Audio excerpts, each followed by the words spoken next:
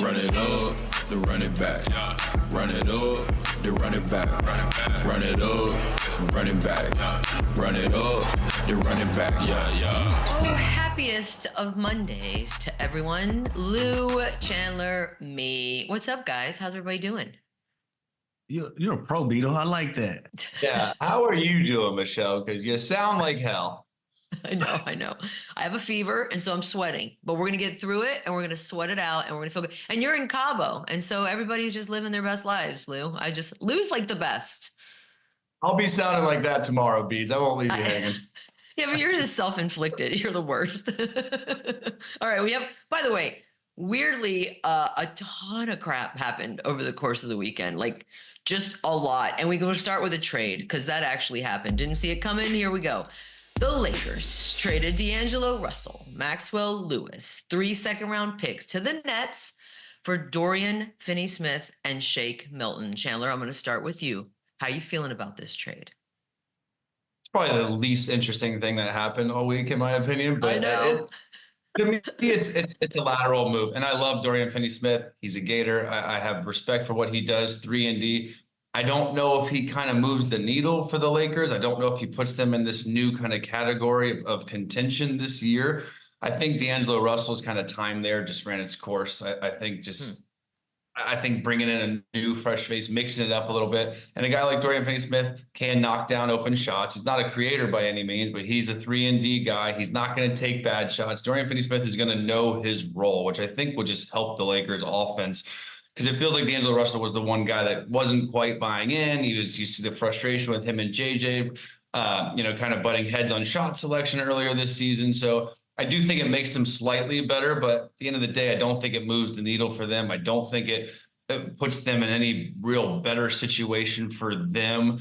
It's going to give the keys more to, an Austin Reeves and obviously more for LeBron and AD, just kind of establishing roles and more rotations moving forward. But I feel like they're not done. I feel like there's something else coming. I feel like this is just kind of the beginning of it, but I do love Dorian Finney-Smith, and he's a great 3-and-D player.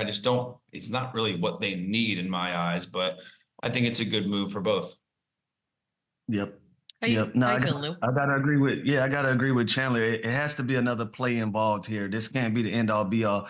Dorian Finney-Smith is going to be that 3-and-D guy. He's going to understand what's needed from him from the Los Angeles Lakers, but they still haven't found that third guy that's going to be their consistent scorer outside of AD and LeBron. Don Connect, he shows flashes of it. Austin Reeves shows flashes of it. Rui Hachimura, he shows flashes of it.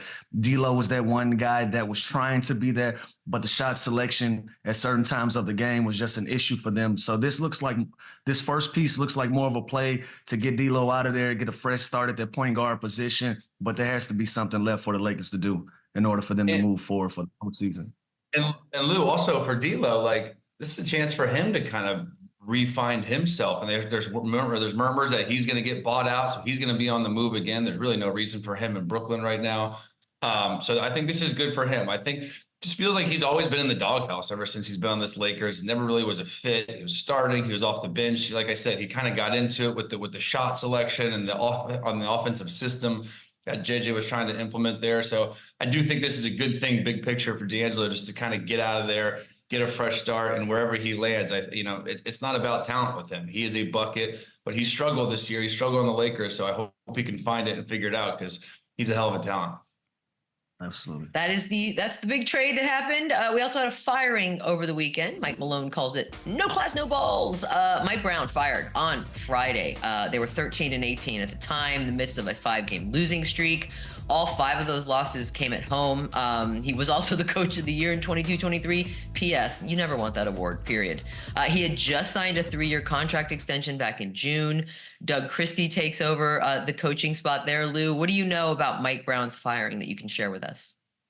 Yeah, well, first by all accounts, and especially the outpouring of the support Coach Mike Brown has received from all of the coaches around the league, it had nothing to do with who he is as a man. Professionally, one of the more decorated and respected coaches, in association in probably the last 15 years with what he's been able to accomplish as an assistant in Golden State, what he's done as a head coach in Cleveland and all of those things. He's a champion as an assistant coach on 4 different occasions, multiple Coach of the Year awards recently, as recently as 2022. But from what I understand, it just ran its course very fast and surprisingly. You know, this was a team who we all had and still have high hopes for, and they fell short of those expectations under his leadership. And that happens, and that's no slight to his pedigree as a coach. You know, players get traded for a lack of a fit. Coaches aren't immune to that, you know. So I'm hearing there was just some pushback from how De'Aaron Fox was continuously being singled out, you know, whether it was publicly or behind the scenes, or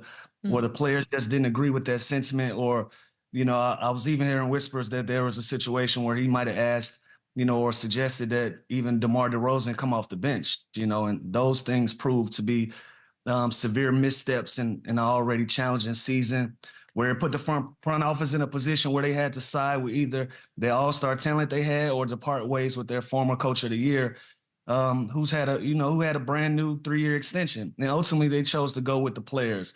And that made Mike Brown a casualty of that. You know, could they have handled it differently the way that he was fired? You know, that's not my call to make. A lot of coaches and a lot of different people are coming out in support of how it was handled. But this was just a classic example of, you know, a coach losing the locker room and not being on the same page with his players. And, you know, at the end of the day, the players were, you know, who management chose to side with. Yeah, and I think it's more how it happened, right? The stories coming out, how they let him go through practice, they let him do media on the way to the plane, and they give him a call. So I think that, just out of respect, is not the way you do that, especially with a guy of a pedigree, of a resume like Mike Brown.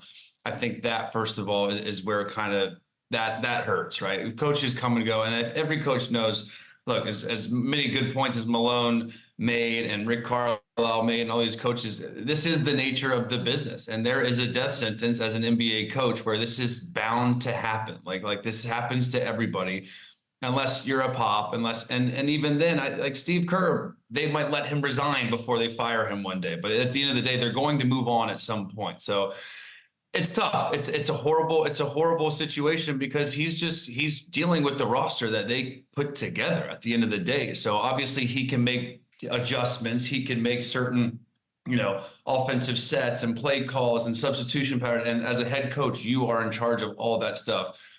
But Mike Brown's kind of proven a lot, and he has turned this franchise around. Let's not forget just how quickly they were lighting the beam. There was excitement in Sacramento. So I hope they don't go away from that, because they are on to something here. They do have the talent in that locker room to win games. And I think, obviously, when there's struggles and you're in, the first to go is usually the coach, right? You maybe look to trade a player or two, but the first to go is the scapegoat is usually the coach.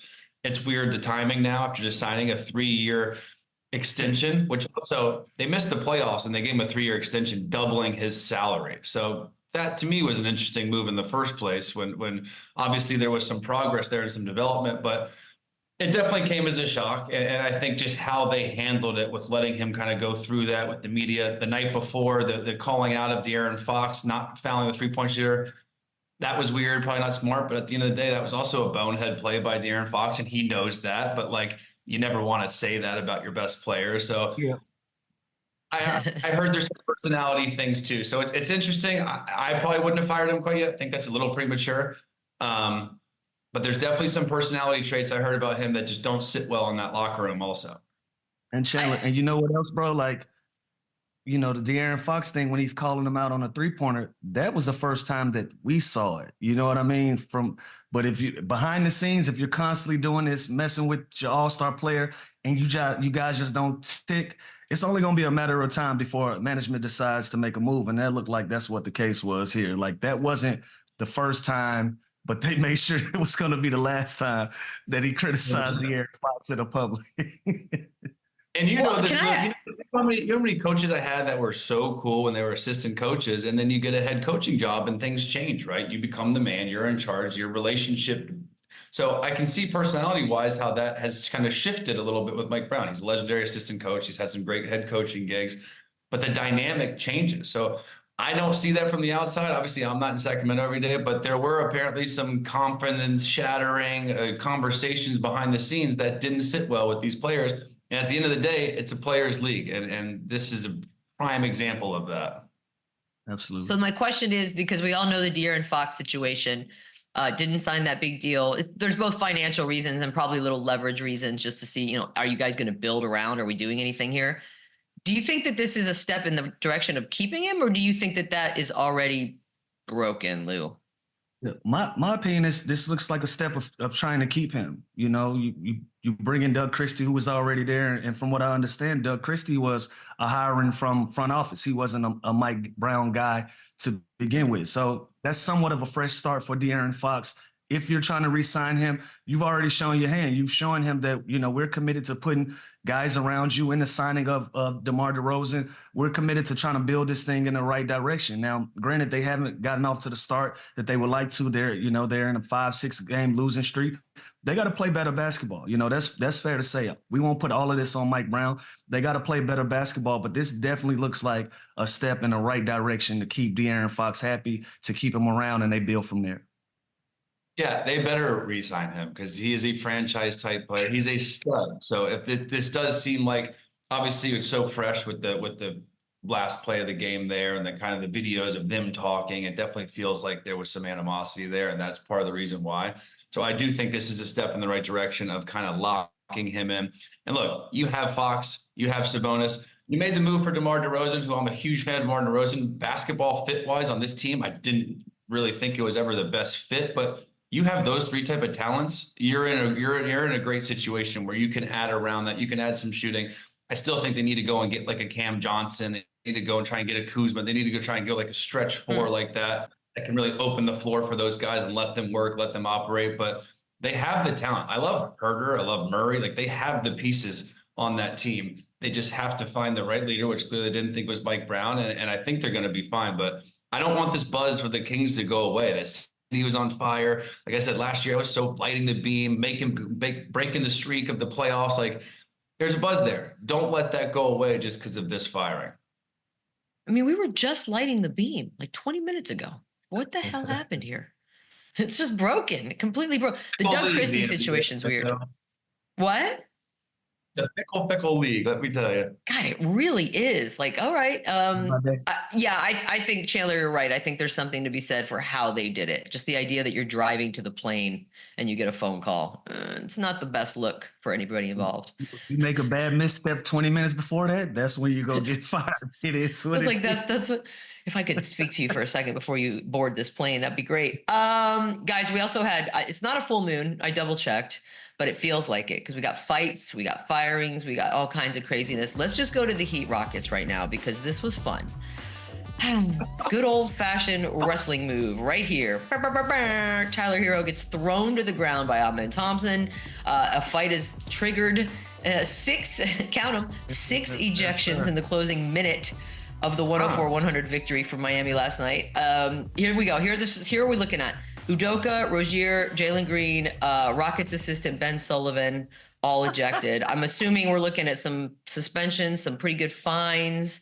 And the quote from Tyler Hero is, Lou, guess that's what happens when someone's scoring, throwing dimes, doing the whole thing. I'd get mad too. That's the right. Hey, listen, that's the right response. That's the right approach. But listen, we're going into the new year. Tyler Hero, we learned a valuable lesson, man. Everybody ain't out here playing. I don't like the fact that it was Tyler Hero or anybody. I like the fact if these guys are going to keep getting in each other's faces, finally we're starting to see some guys do something, right? Like, do something. This was not a drill. And, you know, just the other day, Kyrie Irving said it. Maybe this will help ratings. Here we are. Let them throw hands. Let them show real frustration. This is competition. You know, we don't want to mess up the product and turn it into the WWE or anything like that.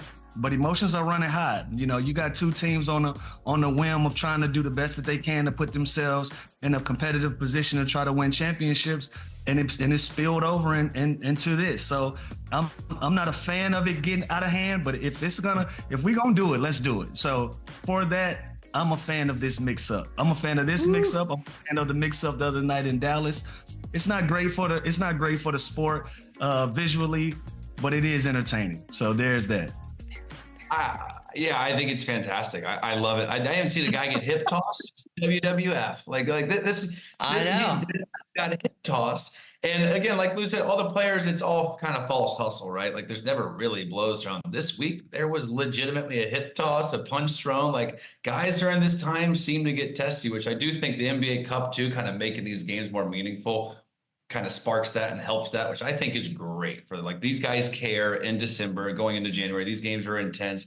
I love it. Obviously, I don't want, like Lou said, I don't want it to get out of hand. I don't want people to get hurt, but I think this is great for the game. I think it's great for the ratings. And you have to think about now, like stepping up and getting someone's face now. I think it's great.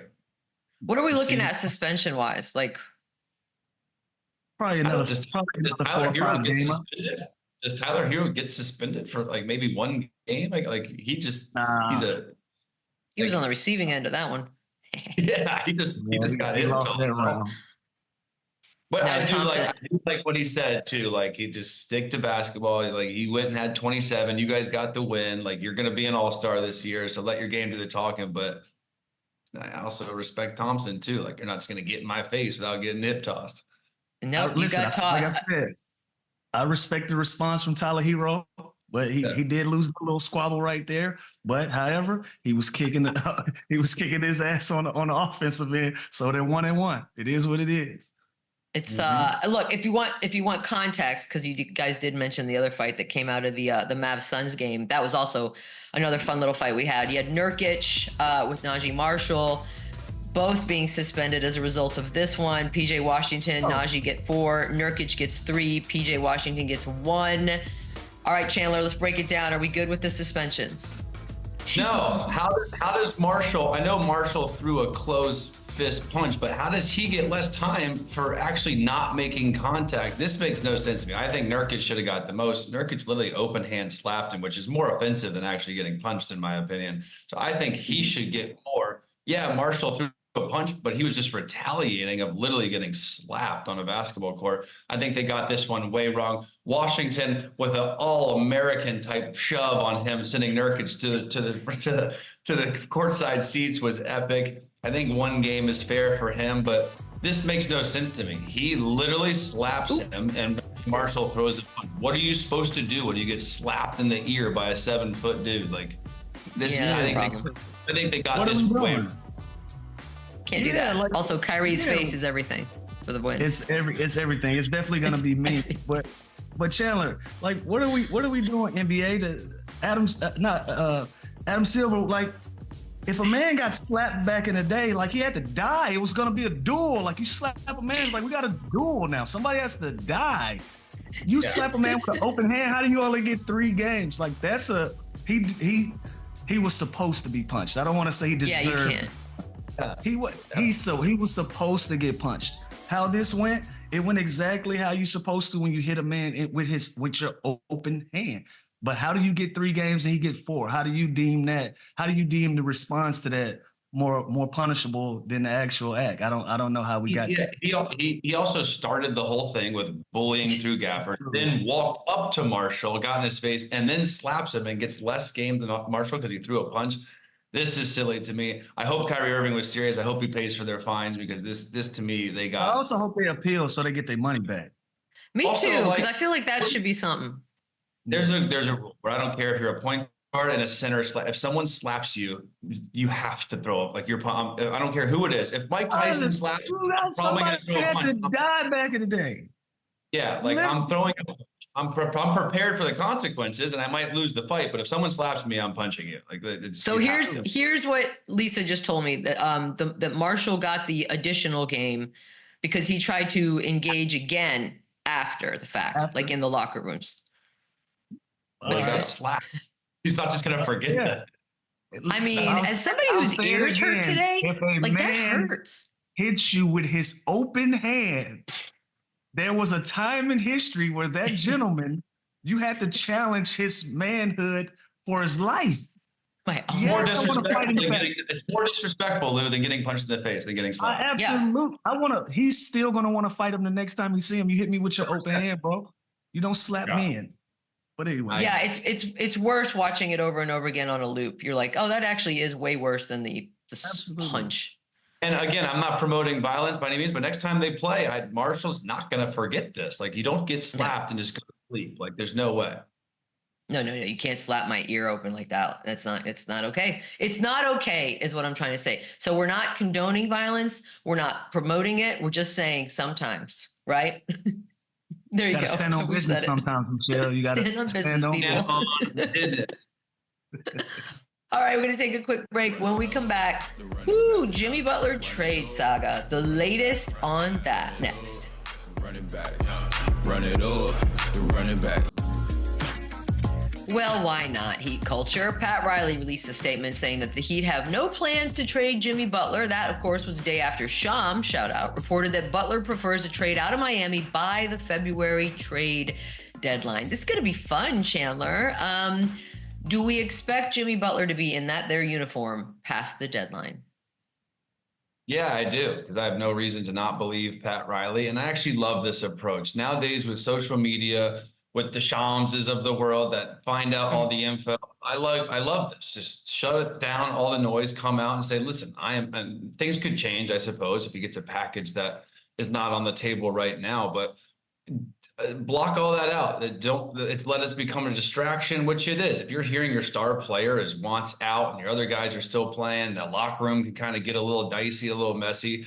I love this approach by Pat Riley. Shut it down. Simply say, I don't care what he wants. I'm not trading him. He's going to be in this Heat uniform, and let's focus on basketball. So I love this. It's a new wave today of media and social media, and Pat Riley isn't having it. So I trust him, and I think he's going to stay there as a Miami Heat player. But I love this. Just take it right from his mouth. He just said they're not trading him, so I have to believe him.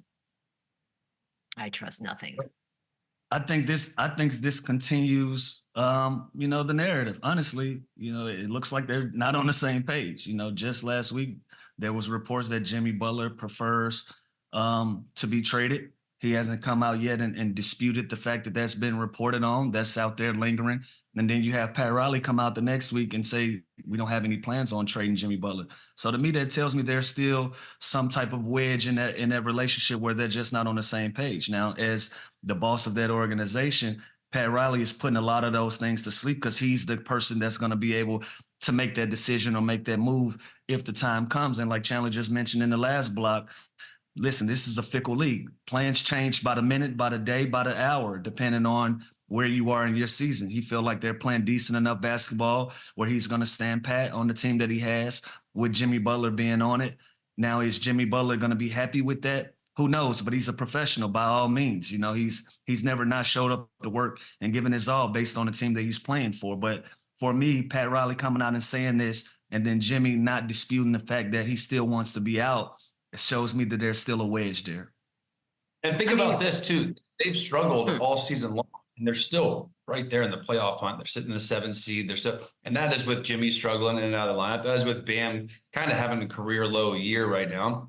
Tyler Hero is the only real bright spot of this team all season long. But this isn't a team where I think they're panicking. They're obviously, you want to get something for a guy like Jimmy Butler if he's just going to walk anyways this summer. But I think they have enough in that room, and the Eastern Conference is still wide open. As good as the Knicks are playing, as good as the Cavs and Celtics have been, I don't think this is like a time that they need to panic. And I love this. I love this statement from him. He's staying. We're moving forward. Maybe they make another move, and again, maybe another deal comes to the table and they end up doing it. But for right now, stop asking me about it. Stop asking your team about it. It's not going to be a distraction. Let's focus on basketball. So I love it.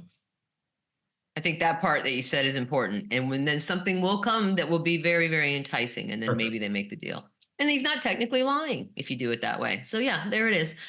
Christmas Day had an unfortunate moment for Luka Doncic. I hate to see it.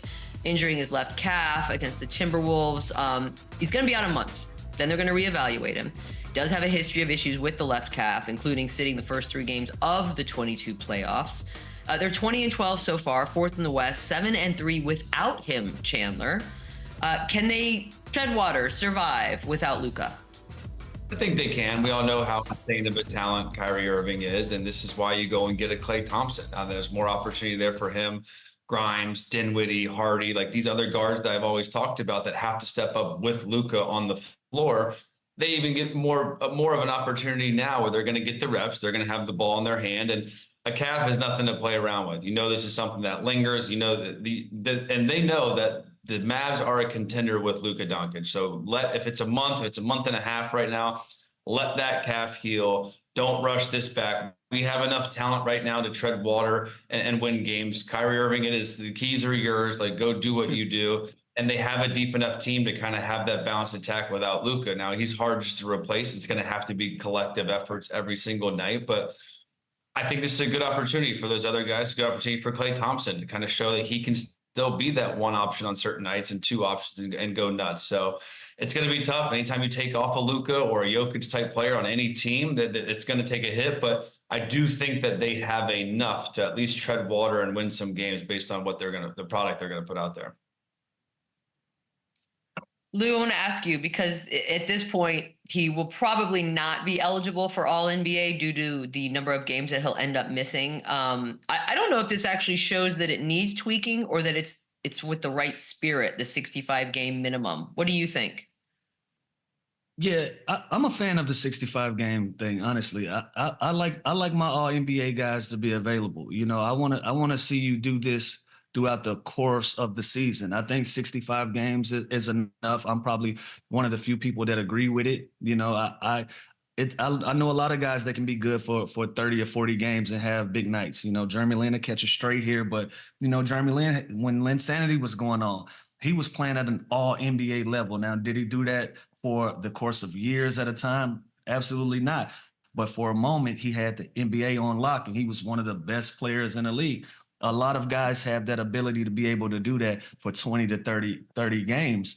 And so for that, I want to see guys be available for 65, 70 games, 80% of the season, where you can do that on a consistent basis, where we know this is what you bring to the table. So I think Luka being out a month, it still hurt his chances. And I'm not sure how many games that put him at. You know, at this point, I think he's played, 29 to 30 games or whatever. I don't know the exact math on that, but it looks like he's going to fall short of these 65 games. I think it needs some tweaking, but I don't think this is the example to be used for that. Yeah, I'm with Lou. I think it's brilliant. I think the best, you have to be available and you have to play for the majority of the season. That doesn't change our minds on if Luka's an all NBA talent. We know that, right? There was years like DeAndre Jordan didn't make All-Star, but was all NBA. So I have my whole beef with All-Star, how the voting starts too early, and that's a whole nother topic. But I like this. The best players have to be available. It is unfortunate. Like, think about Jared McCain. He was going to run away with Rookie of the Year. He gets hurt. Now he's not going to get it. Now, like, Castle's going to get it, averaging 10 points a game. Like, that's how it works, because he's available. He's playing. Jared McCain's going to miss too much time. So it's unfortunate in certain situations, but I do like it because you have to be available. You have to play the majority of the season to be considered for these awards. So I agree with it. And for those keeping track, Luka's played 22 games so far. I also think that was the polite way to do it, Lou. You announced that Jeremy Lin was going to get some shrapnel here, and then you went ahead and did it. So that was very, very well done on your part. Very polite. It wasn't really about him. That was just the example that popped up in my head. So that was it. I liked it. No, it made sense to me. Can we dive into those Jeremy Lin 2 weeks, or we don't have time for that? Because do you remember? That was insane. There was a word. They made up a word for it. Like, it was everywhere. No, it's a documentary. It was a real thing for 14 days.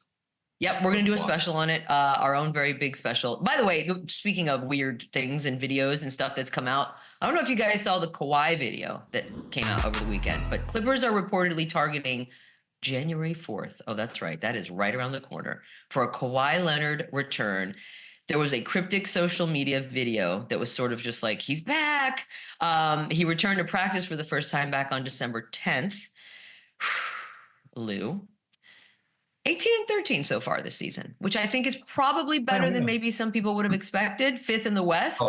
Kawhi coming back. What's that do? I think it helps.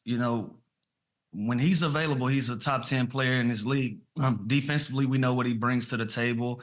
Offensively, we know what he brings to the table. This team has been rolling without him. So him coming back in, I think he's going to be in a scenario where he's going to have to fit in. They're playing faster. They're playing quicker. They're using Zubac at the rim as a lob threat. Norm Powell is playing out of his mind. James Harden is going to be an all-star this year. Well, how these guys are playing, he's gonna fit in just fine, and they're gonna keep rolling in this. And I think this helps them on the defensive end. I think if Kawhi allows them to play offensively how they are with a James Harden-led basketball team, and he plugs in at that second spot right now until he starts getting his feet wet, till he starts rolling again, I think they'll be just fine. I think they'll continue to roll.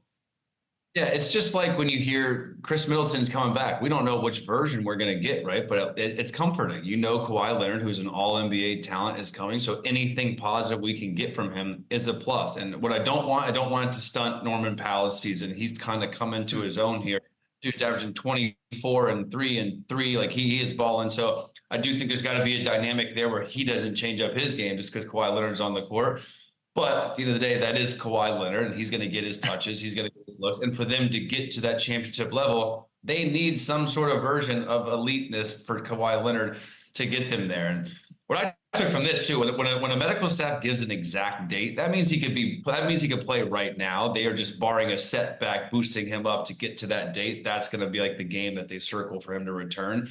So this is great news, because when I see a date like that, that means he can play right now. So that's great. He obviously did the ad that's kind of teasing us about this. So that is all good news. He is healthy enough to even be doing these things, to circling a game.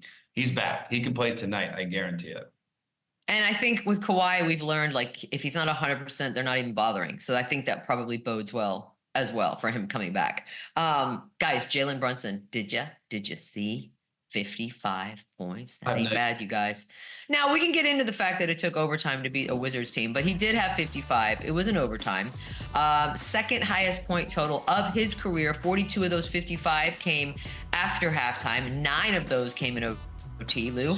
Locker room, let me ask you this, because obviously we know this Knicks team, they love each other, there's such good vibes, and they were celebrating the 55, but also, are you kind of pissed off that it took overtime for you to beat this crappy Washington team?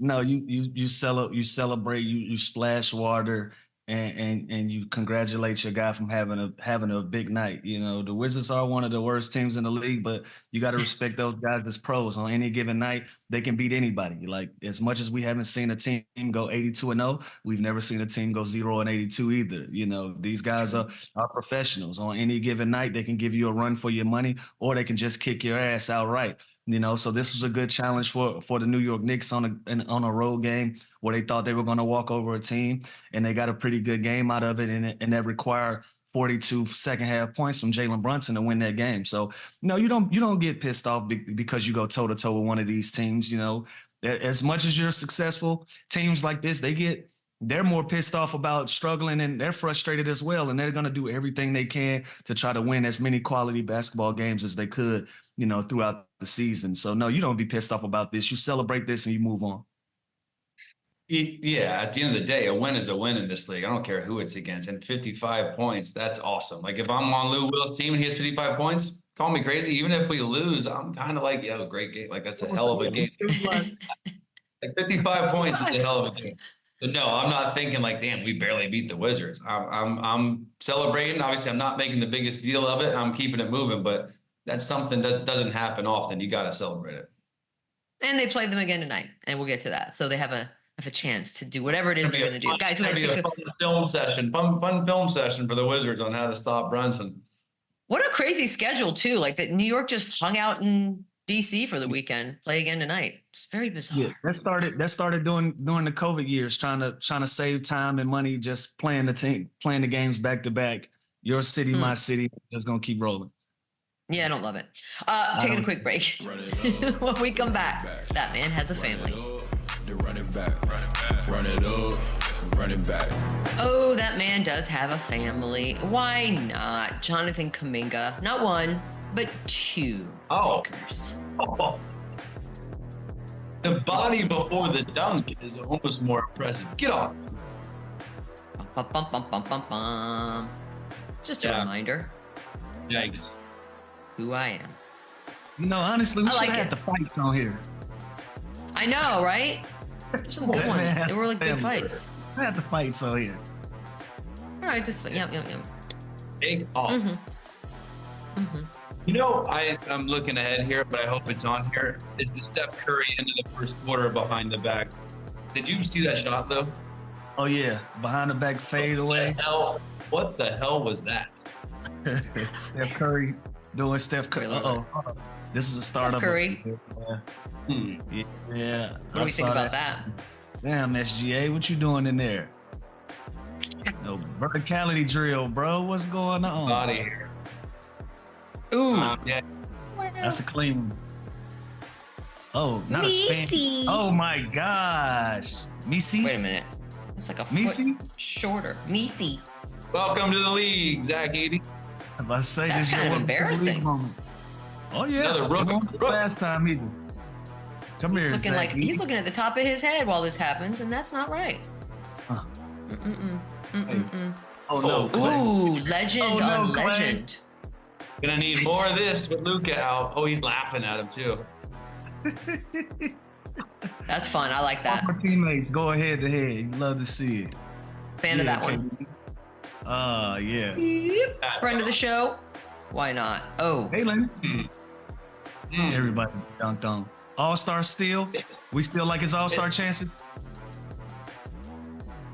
No, but I love him. He had the chance.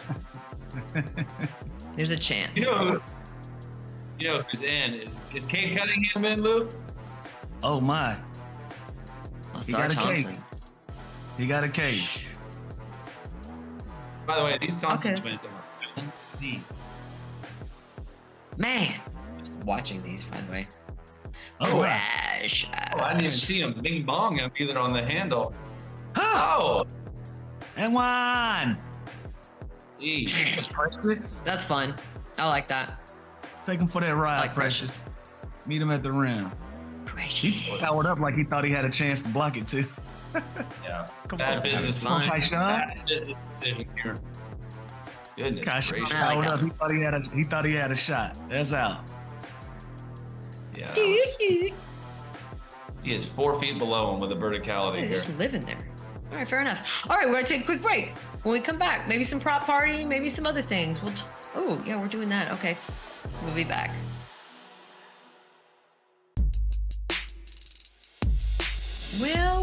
Well, around the league we go. Cavs at Warriors tonight. It's a late one.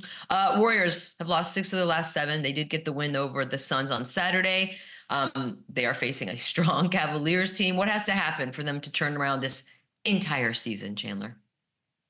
Well, Dennis Schroeder's got to play how he was playing in Brooklyn, first of all. They make the move for him. He was unbelievable, and now he's kind of struggled in the 6 games he's been in Golden State. Obviously, Steph Curry, Kuminga, they're going to do their thing, but I thought he would be instant offense and kind of like that. It almost feels like the Rozier to Miami move, where I thought it would work right away, and it's kind of taken longer than I thought. But at the end of the day, I do think that's a great move. I think this team is talented enough. They can defend. Kuminga's kind of shown that he's taken that next step and he wants the ball and he's attacking downhill. So I think they obviously have to stay healthy to continue to get stuff from their bench. But Schroeder, I'd like to see pick up a little bit because he's one of those guys. You can put him in any system. He's in instant offense. He needs to get out, push the pace, and he should help their offense. And he's been struggling ever since he's got there.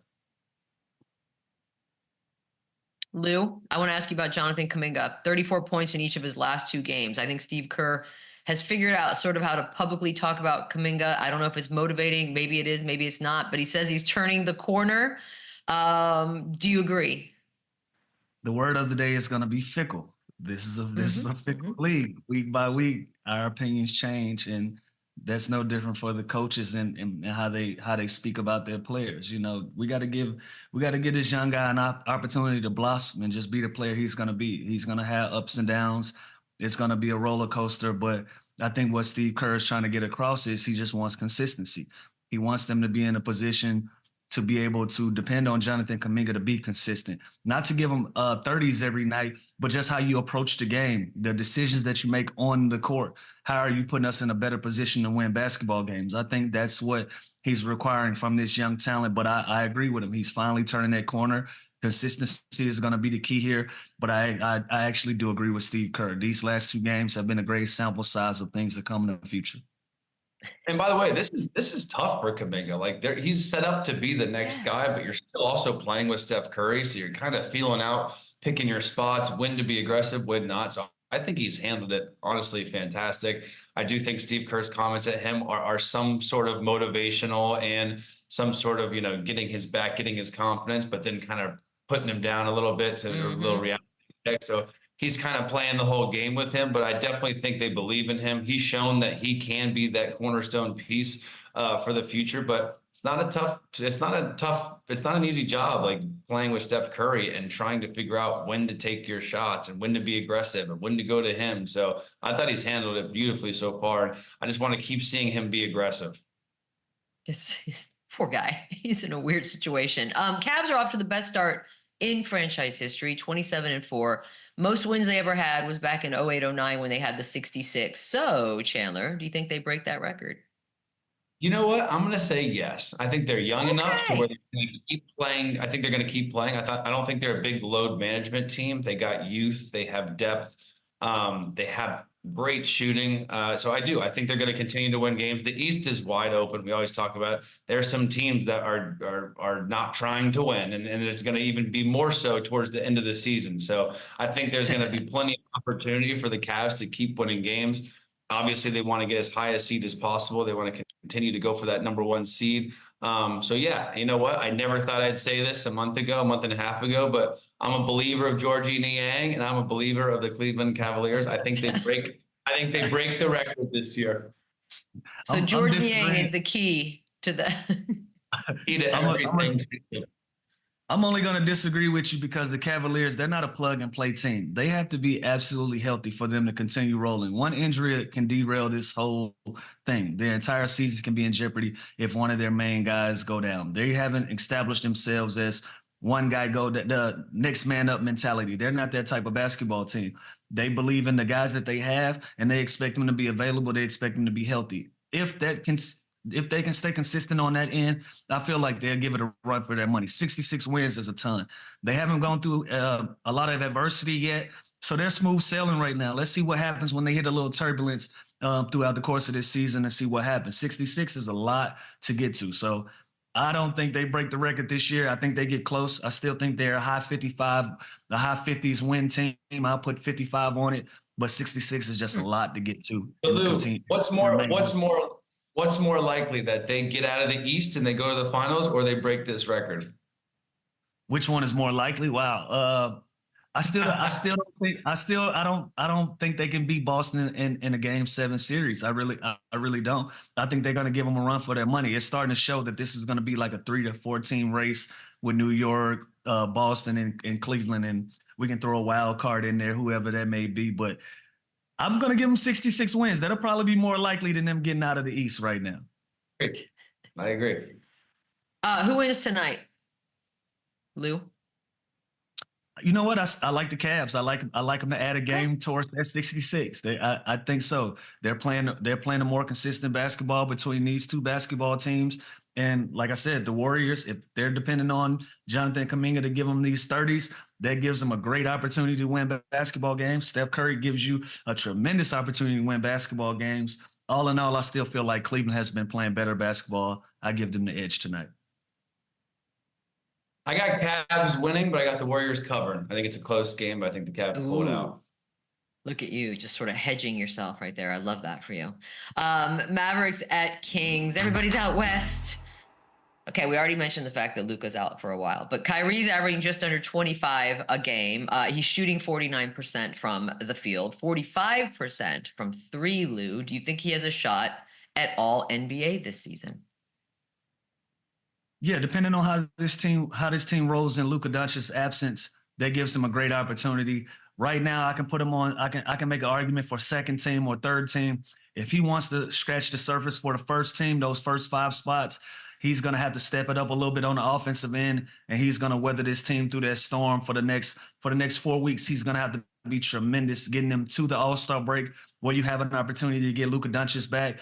If he can do that, if he can keep this team afloat throughout that and that adversity, I give him a great shot at it. But right now, I still feel like he's qualified enough to even make second or third team. So he still has a shot at all NBA, but nobody wants to be second. Nobody wants to be third. He's going to have to roll for the next 4 weeks to get an opportunity to be talked about in that first. Yeah, and this next month, he can get that 25 up a game to 27, 28, and I think that he's going to have that opportunity. He's going to have the ball in his hands. His usage rate is going to be through the roof. Everything is going to go through Kyrie Irving. So I think this is a great opportunity. This spread to me is weird. I think I would take Dallas. I obviously the Kings just fired their coach. They have a lot to prove, and I do always look for a team to respond when they hire a coach. Now everything's on them, right? So mandatory. That's what I thought the other night too, and they lost by 10 to the Lakers right after. So I was dead wrong on that as well. But I like the Mavs tonight. I think 3.5. I think that's way too many. I think the spread should be flipped. I think the Mavs should be favored by 3.5. So I would take Dallas tonight for sure. Yeah, there's the mandatory firing of a coach win that comes after for everyone but the New York Jets. That's the sort of how that's worked out this season so far. Prop party, let's do it. We mentioned the fact that New York's just been hanging out in the nation's capital all weekend long. They'll be there again tonight. Chandler, what do you got? Well, the dude had 55 against them last time, so I imagine he can get at least half of that and give me over 25.5. Jalen Brunson, and I think there is going to be a lot of points. Jalen Brunson is going to get at least 30 plus, which means the Knicks are going to score over 120.5. Like these two. Okay. I'm gonna switch it up. I'm rolling with the big bodega tonight. I like the Knicks for the money line, and I like Cat over and points. I think Cat has a big night in the nation's capital. 25.5 is easy work for him. I think he gets it. 29 to be specific. For all my prop bettors out there that like to hit home runs, I like 29 specific for Cat, but I like him over, and I like the Knicks with another dub. So specific. I'm going Jalen Brunson with a double-double for tonight, and I'm also going Jordan Poole over on the points, 21.5. Why not? What else is there to do but go out there and score? I like all of it. Just sprinkle a little something different in there. Hey, let's just do it. Let's do it. Guys, today is LeBron's 40th. Finally, we got here. For some perspective, Chandler, you're 36. Lou, you're 38. He's still out there crushing, averaging 24, 8, and 9. What's the most impressive thing so far, Lou, about him at this age? That we still have an expectation level for his excellence, the way that he's been able to do this for 21 years now, and we still expect him to be great. That's the most impressive part, and he's living up to it. We've yet to see LeBron James look human as a basketball player, and at 40 years old, I don't see that changing today. So happy birthday to the King, to LeBron. Continue to do your thing, my brother. Much love. Yeah, it's the physicality it's unbelievable how he does that. I'm sweating right now thinking about going to play Karen and the gals in pickleball when the show's over. So I don't know how he's doing it at the level that he's playing at. So that to me is the most impressive thing to me. He just gets better and better. Karen stands I went and played pickup the other day, Chandler. Who's Karen? My back still hurts. Oh, still. miserable. You did it? I did. Miserable. Beadle, feel better. I hope you get some medicine, get some rest. I know you got a long day today. Hope you feel I'm drinking better. soup all day. Enjoy the games tonight. We'll see you guys in the morning. Run it up, then run it back. Run it up, run it back.